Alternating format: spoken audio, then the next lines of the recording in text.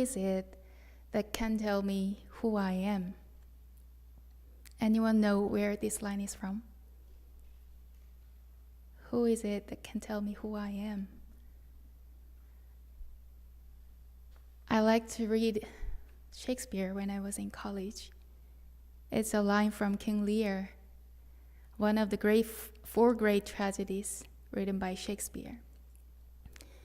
King Lear was a powerful king, and when he grew old and decided to divide his wealth, his two daughters, Regan and Goneril, flattered him and pretended to love him falsely to inherit his riches.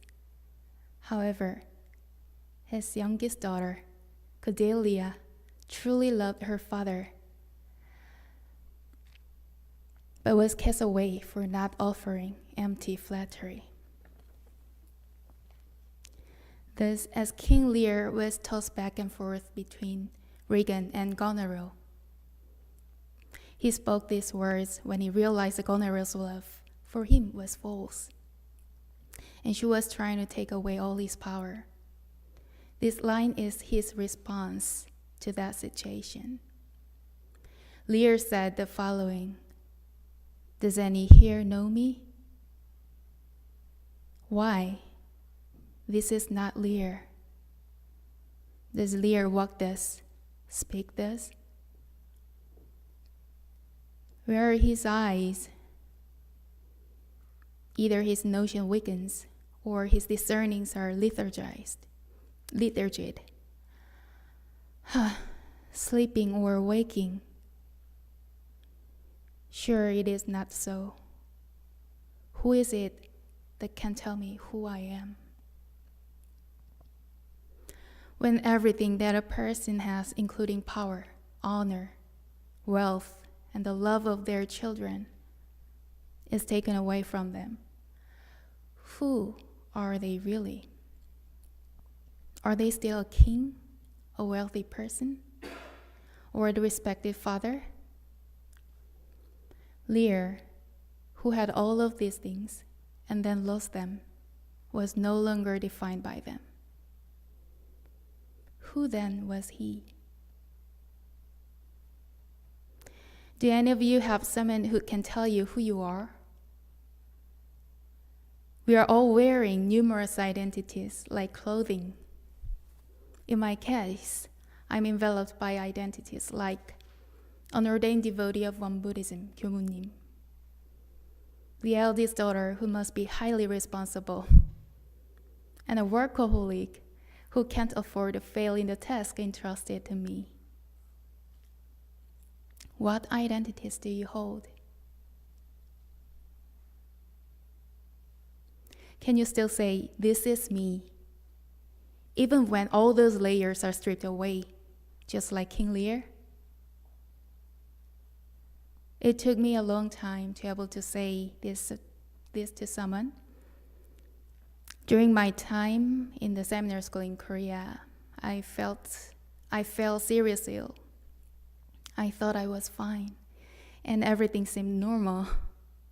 But one of my teachers asked me about my condition, expressing concern.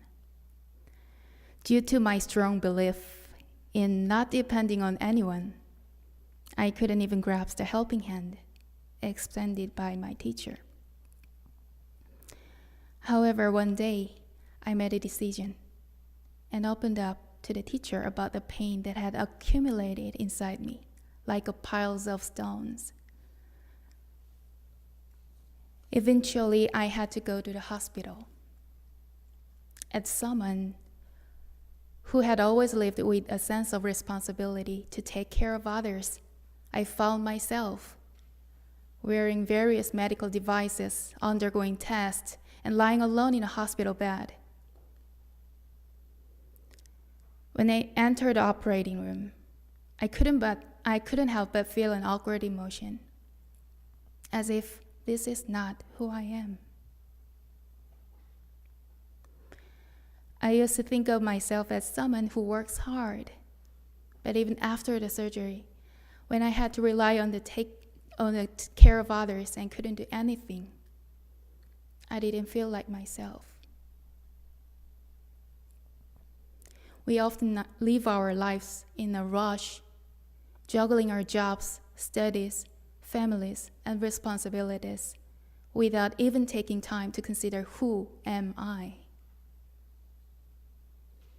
I've experienced this recently myself, which is why I really wanted to address this important issue with you all. Whether you're going through the toughest times or any stage in life, there's actually no issue as urgent as this one, I think. In Chinese and particularly in Korean Zen Buddhism, the concept of koan, hwadu, holds great significance. Zen masters go to great length, even forsaking eating and sleeping, and stake their lives on contemplating hwadu to attain enlightenment. Do any of you have a hwadu that you know of? So today, I want to present this hwadu to all of you. On the winding road up Pyeonsan, a rock sits, listening to the sound of a stream. Nothing, nothing, but no nothing either. Not, but not either. Can you guess what this means?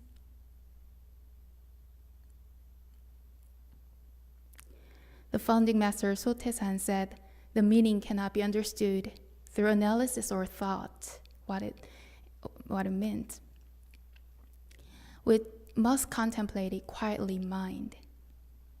And then he said, if you understand what this means, you are a person who has awakened to the way, enlightened. Pyeonsan is the place where the founding master Sotaesan established the doctrines of Won Buddhism with his disciples. And the scenery there is truly breathtaking. I will play the sound of the water at Pyeonsan for 1 minute.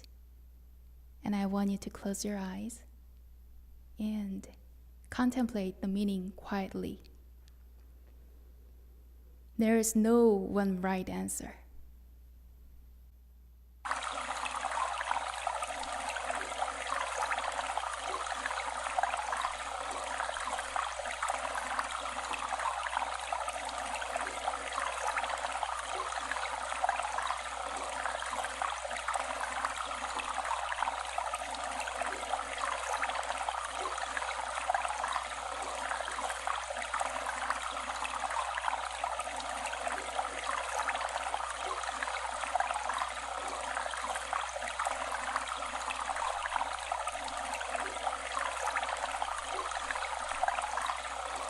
On the winding road up Pyeonsan, a rock sits listening to the sound of a stream. Nothing, but no nothing either. Not, but not either.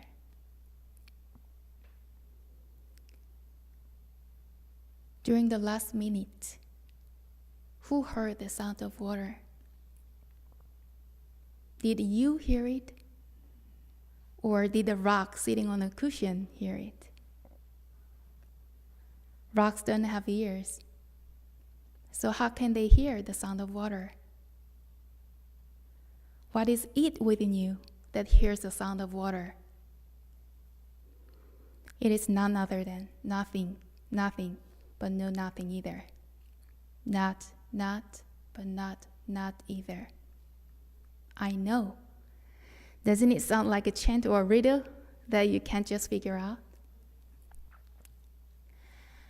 If I were to hand you a certificate promising as many diamonds as there are grains of sand in Long Beach, how many value would you place on it? Well, the topic I'm about to present to you is even more precious than that, I think. And even the Buddha himself said so. Instead of immediately deciphering its meaning today, I'll offer you a simple hint and share a few stories for you to contemplate. About 10 years ago, I participated in a regular training session at the center headquarters in Korea, where I had the privilege of being in a company of the Prime Dharma Master and esteemed senior practitioners. During this intensive 3-day training, as we observed teachings hotter than the sun from our revered masters, my scattered mind, which had been racing frantically, coalesced into singular focus. However, and simultaneously, my dormant true self, left neglected, began to radiate from within me. However, something extraordinary happened towards the end of the training. The person I had known as Yeowon vanished, leaving me with an uncanny sensation. My parents, whom I had held onto my identity even more than myself, disappeared, replaced by fellow practitioners named Woo-jin and Shin-myung, who walked the same path of delivering sentient beings and healing the world alongside me. At that moment, neither I nor you existed. As I sat at the bus stop preparing to return home, the existence I had formerly regarded as me dissipated like an illusion. And there was only a profound emptiness sitting on a chair. My existence at that time was nothing and nothing. Tears welled up, and I wept ceaselessly for what felt like hours. Returning to the busyness of everyday life, I felt a different kind of attachment arising in my mind. I thought to myself, that tranquil central headquarters, nothing and nothing. I don't want to lose that. During that time, my teacher shared a story about when he used to visit a Korean countryside village called Shindo-an to see the third Prime Dharma Master of Won Buddhism. He described how, after intense study in Seoul, when he visited during the vacation, it was as if the entire universe froze into an absolute emptiness, samadhi. Upon returning to Seoul, he would let go of everything once more and wholeheartedly engage in his studies and tasks with that emptiness in mind.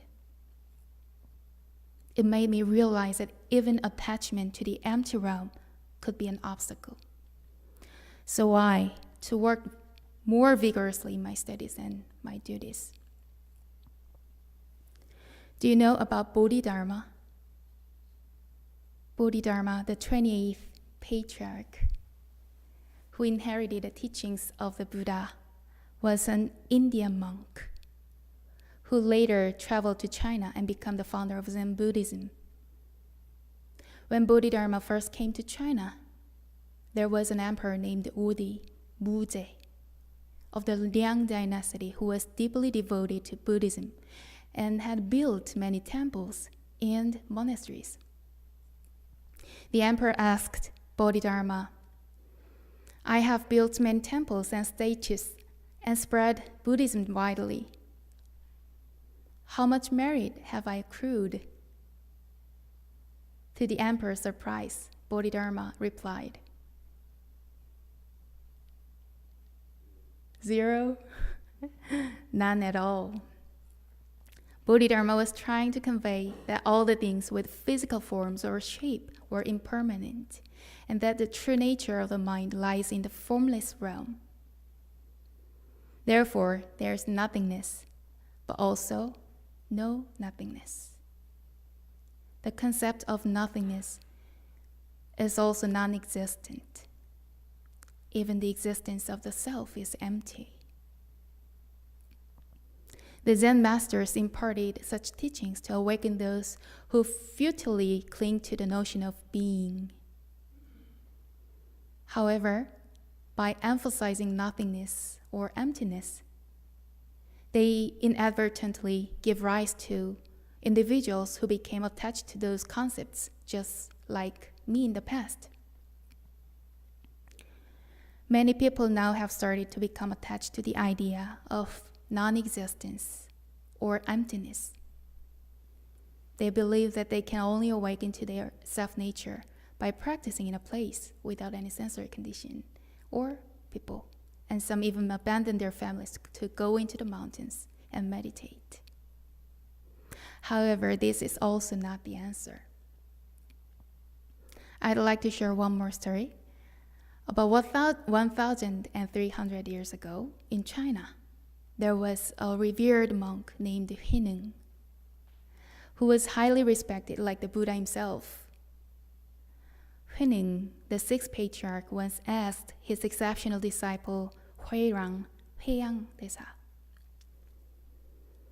"What thing is it, and how does it come?" But Huirang went speechless and couldn't answer, much like when I ask you, "What has come here?"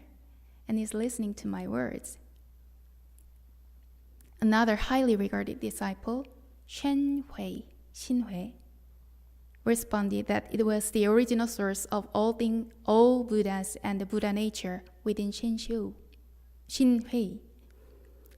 However, the sixth patriarch Huineng did not confirm this. After 8 years of diligent practice, Huirang experienced a profound spiritual awakening and answered, "Even if you say it is thus, it misses the mark. No matter what concept you have about the self, it is not the true." For example, if you say it's the original source of all things in the universe, it does not hit the mark. And if you say it's my true self that is originally pure and void, it is also not.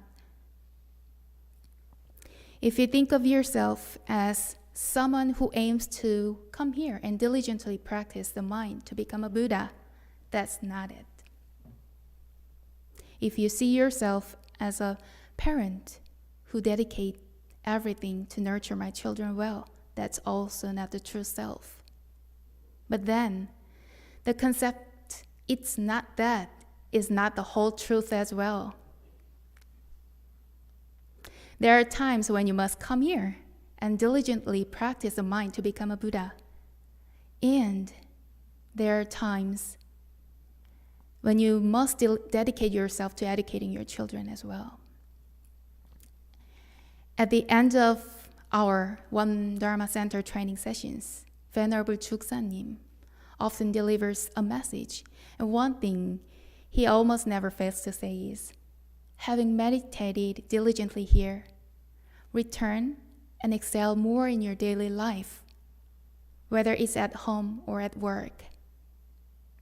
These words always resonate deeply with me.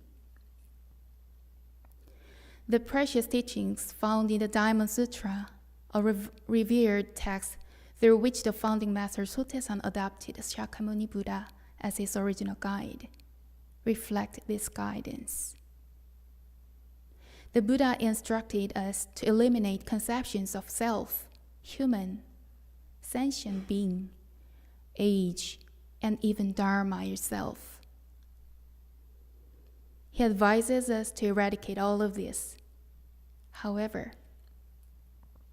the Buddha also emphasized that we should not merely remain in the realm of where everything is non-existent. Instead, we should diligently devote our entire being to benefiting all living creatures from that empty realm of the mind. Cultivate not only the self, but also family, society, and the world, making them all fruitful and beneficial. If we imagine that the enlightened masters are guiding people to New York, they might instruct those in Philadelphia to go south. To go north. and those in Connecticut to go south. Moreover, if someone goes too far south, they would likely be told, go back north. So the founding master Sotaesan, seeing how we preoccupied with attachment to the being, compete and live to achieve results in the reality of life, advises to turn being into non-being. Moreover, for those who are inclined to attach this being, non-being, seeking only the tranquility of the mind, avoiding sensory conditions, and become indolent in solving real-world problems, he advises turning non-being into being. Continuously turning and turning like this, he hoped that the round and clear Yeowon within us would be revealed, making us taking leading roles in revitalizing our homes, societies, nations, and the world. The founding master Sotaesan, much like a guide for those who are lost and cannot find their way, unfolded the Dharma with great compassion for us. In summary, we become attached to things because we think they truly exist, such as money, color, degrees, fame, love, self-esteem, jealousy, and even anxiety. What do you believe exists that you attach yourself to? However, anxiety, stability, and even nothingness do not have substance. Nothing, but no nothing either. It means the emptiness of existence. We also strongly attach to the idea of something being right and tend to label things as I am this, you are that, and it is thus. We go through life with the belief that I'm right and you're wrong. And I'm better, you are worse. Or this is good and that's bad. But all these thoughts or concepts are not true, but not either. It means the emptiness of concepts. If you define yourself as I'm good at meditation, that's not the whole truth. Again, if you define yourself as I'm not that good at meditation, that is also not the whole truth. But then the concept is not the whole truth as well. It's not either. Because you have the potential to be good or not good at meditation depending on various circumstances and conditions. Despite this, we still cling to the false self, which is the label and definition we impose upon ourselves. We live our entire lives with this false self, and when it is shattered, we experience immense suffering. When you see yourself in that way, it also imposes a frame when you look at others. A person is an undefinable existence, a precious being that cannot be labeled by anything. Not, but not either. So the Cardinal Master Taesan shared these words on the winding road up Pyeonsan. A rock sits listening to the sound of a stream. This signifies the complete enlightenment and tranquil state of mind. Close your eyes and quietly observe the world, and you will see that what has been accumulated in the world is actually nothing. We perceive things with a mind that judges right and wrong, yes or no, bad or worse, better or worse, and we cover them with trivial thoughts. However, that is not the way. We perceive friends and foes, good and bad people every day, but the rock stands in the water, only hearing the sound of water. You need to dig into this truth and taste it for yourself. It's by tasting this essence that you cannot help but embrace all living beings. And by not tasting this essence, you cannot genuinely embrace them. Nothing, but no nothing either. Not, but not either. This is the mind seal that the Buddha attained 3,000 years ago and has been passed down by all Buddhist patriarchs. It is the essence of all Buddhas and sages. My teacher, the fourth prime Dharma master of Won Buddhism, Master Chazan, said, "This is not an ambiguous or vague realm, but a clear and definite one. This is why even Shakyamuni Buddha renounced his worldly possessions and left home to attain it.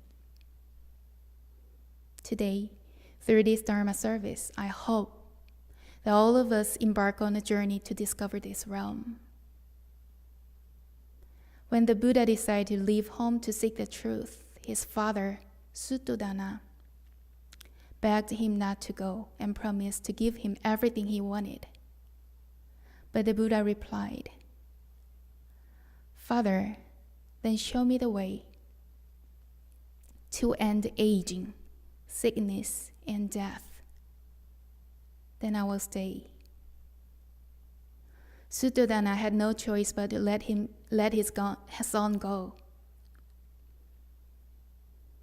So I ask you, what comes and what goes?